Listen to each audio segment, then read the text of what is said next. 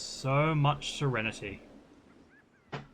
Welcome and a happy Australia Day to any Australian viewers that I may have, and welcome to a new series, or rather, a series based on Mount & Blade Bannerlord's Eagle Rising mod, but instead set in a different time period, because this is not the Empire Eagle Rising mod where the Roman Empire is full and taking over the world. This is a new version that is set in the Roman Republic, and we are not playing a Roman.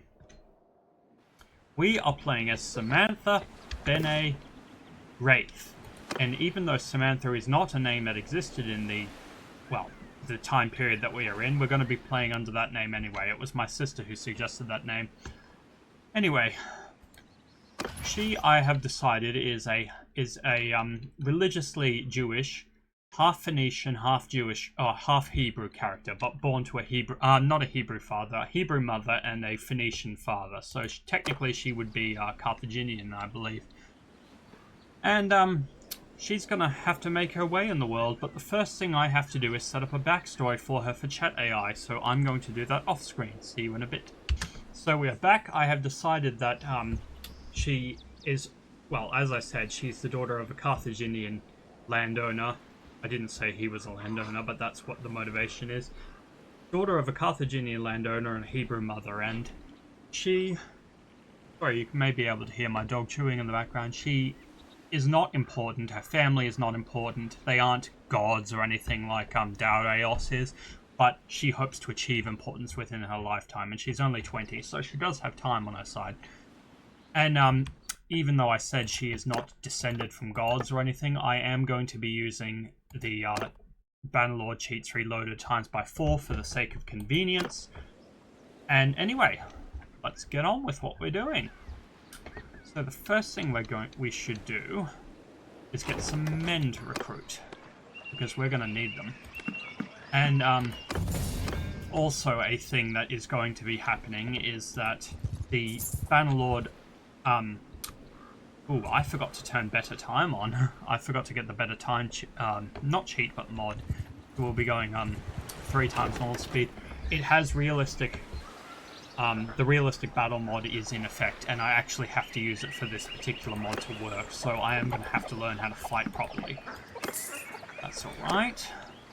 Anyway, house rule is still in effect. We're going to be making most of our money through trading, and in fact, in Carthaginian society, it didn't matter what your family heritage was, just as long as you had money. So it doesn't matter where you got it from, unlike in Rome, where if you needed money, but you also needed to be of a certain noble lineage. So house rule is in effect. We cannot buy and sell in the same spot.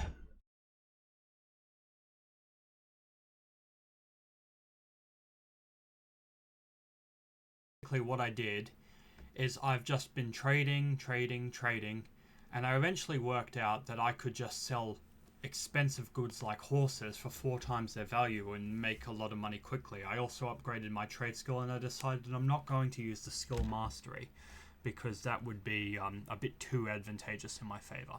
And I just wanted to bring your attention to the fact that we have cleared our first 10,000 dinars, which I don't claim to know how much that would be in Roman society, but I do know in the show Rome, and even though we are in Carthage, not Rome, Lucius Vorenus says that when he sells all his slaves, which was what his official spoils were from his Caesar's war in Gaul, he said he would manage to earn 10,000 denarii, so presumably it's a lot for a civilian, so yeah, I'll be back. I figured out the trick.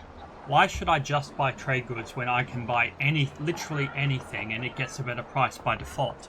So instead of buying trade goods, I bought a whole bunch of camels from Takapi over here and sold them to Capsa. So I'm just going to keep going until I get to 100,000 dinars, and then we'll go from there. And then we should be should be good enough to do some fighting once I've bought some equipment. See you soon. I just want to draw attention to the fact that I have now unlocked Spring of Gold. I made sure to actually get it rather than rely on the skill mastery. So now we should actually have a keen amount of gold being invested into ourselves every day. Anyway, back to the drawing board. And my esteemed Effendi, we are now over 100,000 dinars in pocket. And we have unlocked the final perk in trade, which means we can now trade settlements and barter. So theoretically, if we had enough money, we could just buy one outright. And I think I may. Now, the thing I'm going to do is, well, I'm going to keep trading for a little bit, buy myself the finest equipment I can possibly buy, and go find something to fight. So I'll see you soon. Alright, so this is in the settlement that I am in, which is Carthage. This is all I can get at the moment. Although, actually, I may be able to get a cloak. Yeah. Fur cape kind of seems a bit pointless in the desert. But anyway, a nice Punic helmet, a musculata, leather shoes. I can get better ones eventually. I will eventually be able to get some gauntlets. And a cloak, and I'm just keeping my default weapons because the only things they really have here are kind of odd.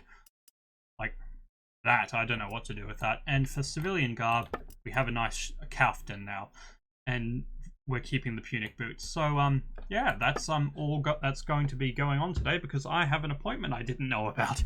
Anyway, thank you very much for watching. This has been Darius, Team Iron Presents, and no matter where you are in the world, have a good day.